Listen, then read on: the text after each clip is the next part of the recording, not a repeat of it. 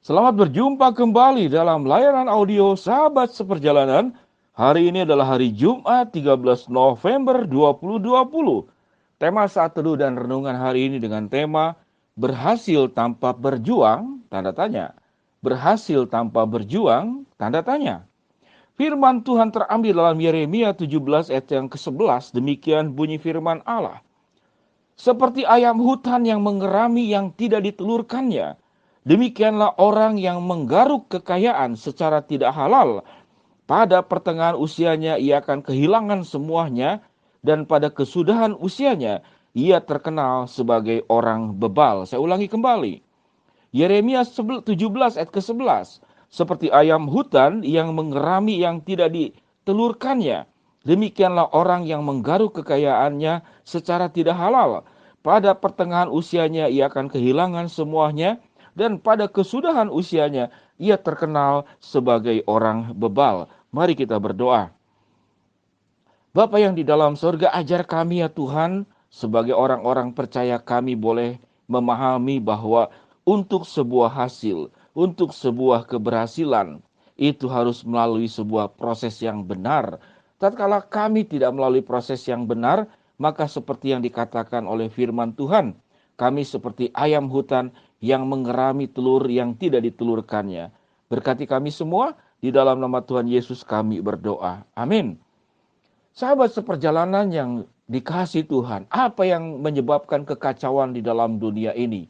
Ada sebuah kalimat yang cukup menarik, bahwa dunia ini untuk satu orang serakah, untuk satu orang yang serakah, seluruh dunia ini tidak cukup untuk satu orang yang serakah. Jadi untuk satu orang yang serakah, dunia pun tidak cukup, dia akan telan semuanya untuk diri sendiri. Itu tentang orang serakah. Berhasil tanpa berjuang, memungkinkan atau tidak? Kita akan belajar bersama-sama. Saya masih ingat dan sahabat seperjalanan juga diajarkan tentang prinsip ekonomi. Apa itu prinsip ekonomi? Yaitu dengan pengeluaran pengorbanan yang sekecil-kecilnya mendapatkan penghasilan yang sebesar-besarnya. Dengan pengorbanan yang sekecil-kecilnya mendapatkan penghasilan yang sebesar-besarnya. Ini yang diajarkan semenjak kita sekolah, waktu kita belajar tentang ekonomi. Secara efisiensi betul. Secara pengajuan teknologi dengan pengorbanan yang kecil dapat penghasilan yang besar, itu benar. Namun tatkala ini disalahpahami sebagai satu bentuk bahwa kita dapat berhasil itu kalau bisa tanpa proses. Bagaimana kita berhasil tanpa berjuang? Itu yang dimaknai tentang pengorbanan yang sekecil-kecilnya untuk mendapatkan penghasilan yang sebesar-besarnya. Di dalam Yeremia 17 ayat ke-11 cukup menarik dikatakan bahwa ada ayam hutan yang mengerami telur yang tidak ditelurkannya. Artinya apa? Dia tidak bertelur, tapi itu telur dari ayam yang lain dikerami dan anaknya itu menjadi miliknya. Ini gambaran yang sangat luar biasa. Coba perhatikan kembali ayat ini. Seperti ayam hutan yang mengerami yang tidak ditelurkannya. Artinya dia mengerami telur punya ayam yang lain. Dan dia ambil telur itu menjadi miliknya. Gambaran ini sesungguhnya banyak terjadi di dalam kehidupan manusia. Dan itu dikatakan, yaitu gambarannya adalah apa? Demikian juga orang yang menggaruk kekayaan secara tidak halal. Artinya, ini gambaran tentang orang kaya menggaruk kekayaan secara tidak halal. Ini seperti ayam yang mengerami telur yang bukan miliknya. Lalu apa yang terjadi? Firman Tuhan berkata, pada pertengahan usianya ia akan kehilangan semuanya. Lalu dikatakan apa? Pada kesudahan usianya ia terkenal sebagai orang bebal. Sahabat seperjalanan mungkin tidak pernah mendengar ayat ini. Saya mencoba membaca berulang-ulang Yeremia 17 ayat ke-11 ini. Selama saya menjadi hamba Tuhan pun, saya tidak pernah mengingat siapa yang pernah mengkhotbahkan ayat ini. Apa yang Tuhan ajarkan di sini? Bahwa tatkala kita berhasil dengan cara tidak halal, berhasil dengan merugikan orang lain, berhasil dengan melakukan kecurangan, bahkan penipuan, pemalsuan, itu adalah sebuah hal yang tidak disukai oleh Allah. Bahkan Alkitab mengatakan pada usia pertengahanmu itu akan hilang semuanya. Dan pada kesudahan usiamu engkau terkenal sebagai orang bebal, dikatakan di sana. Sahabat seperjalanan yang dikasihi Tuhan, Allah mengajarkan kepada kita, di dalam berjuang, di dalam mencapai sebuah keberhasilan, itu membutuhkan proses yang benar. Saya bertemu dengan seorang tukang, "Bapak, pakai cara haram aja kita tidak bisa, bagaimana cara halal?" Itu yang dia katakan. Inilah dunia. Cara haram aja tidak berhasil, apalagi cara halal. Saya masih ingat sekali, ini diucapkan oleh seorang tukang waktu saya membangun gereja, waktu saya ada di Palembang. Itu kata-kata. Jadi demikian sulitnya kehidupan ini.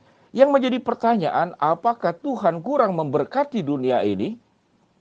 Tuhan sudah memberikan cukup seluruh dunia ini kepada seluruh manusia dengan sumber alam. Kita bisa makan apa saja.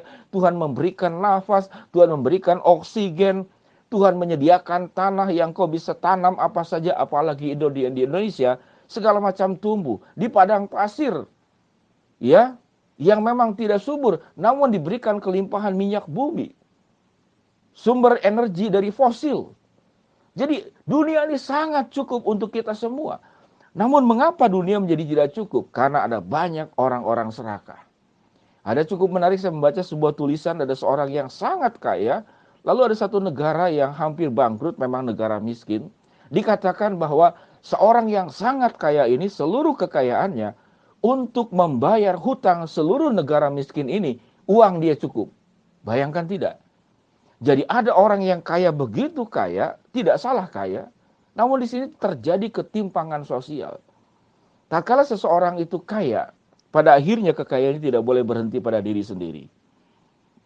Karena mengapa? Karena perintah Allah sewaktu memberikan perintah kepada Adam dan Hawa, kuasailah bumi dan taklukkanlah bumi ini. Itu artinya berbicara tentang kelola. Buatlah manajerial secara bersama-sama seluruh manusia di dalam dunia ini, untuk menjadi kemakmuran bersama, keadilan bersama. Kalau orang malas memang kita perlu pecut. Bagaimana dia berjuang? Kita latih.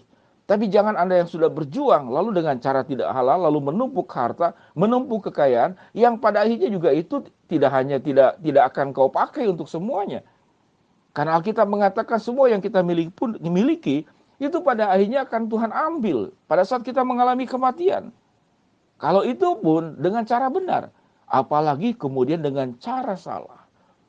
Kita menekan yang di bawah, kita menyikut ke samping kiri dan kanan, kita kemudian menyodok yang di atas, menginjak yang di bawah, itu teori kodok ya. Kalau katak itu melompatkan begitu, kiri kanan disikut, atas disodok, yang bawah ditekan. Bahwa dunia dan segala isinya dan kita semua sesungguhnya adalah sebuah keluarga besar yang Tuhan ciptakan. Sekalipun keimannya berbeda, sekalipun sukunya berbeda, kita itu berasal dari sumber yang sama, yaitu Tuhan yang menciptakan kita. Oleh sebab itu, sahabat seperjalanan yang dikasihi Tuhan, berhati-hati. Jangan Anda terjebak untuk ingin berhasil dengan tanpa berjuang. Tatkala ingin berhasil dengan tanpa berjuang, biasanya kita akan tergoda untuk memakai cara-cara yang keliru, cara-cara yang salah.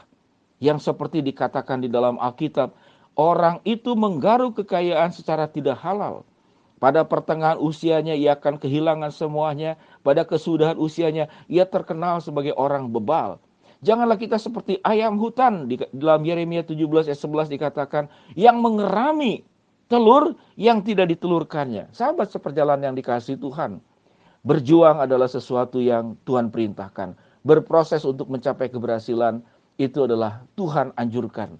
Dan waktu kita berproses dan berjuang, berproseslah menggapai segala macam keberhasilan dengan cara benar. Jangan dengan cara berdosa. Jangan dengan pengorbanan yang sekecil-kecilnya untuk mendapatkan keuntungan yang sebesar-besarnya. Dan cara yang ditempuh adalah melanggar kebenaran firman Allah. Mari kita berdoa. Bapa yang di dalam surga, hamba-Mu berdoa buat sahabat seperjalanan yang sedang sakit di rumah sakit maupun di rumah. Tuhan jamah, Tuhan sembuhkan. Sahabat seperjalanan yang sedang menghadapi kesulitan, tantangan, rintangan, dan masalah, Tuhan bukakan jalan.